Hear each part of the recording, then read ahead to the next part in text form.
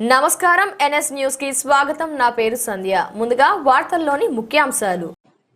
నిరంతర వరద సహాయక చర్యల్లో భాగంగా మెదక్ జిల్లా హవేలీ ఘన్పూర్ మండలంలో వరద ప్రభావిత ప్రాంతాలను పరిశీలించిన కలెక్టర్ రాహుల్ రాజ్.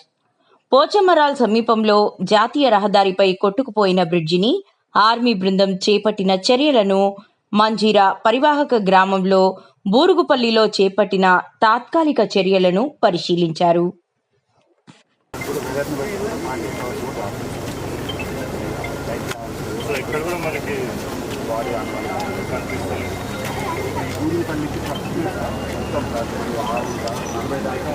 నిన్న వాస్తవానికి అంటే కట్టలేకపోయే పరిస్థితి.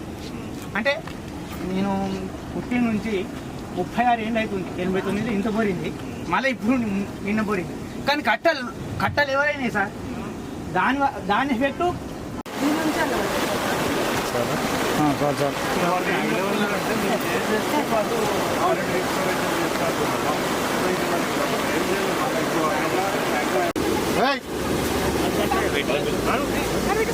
ఎవరు చెప్పండి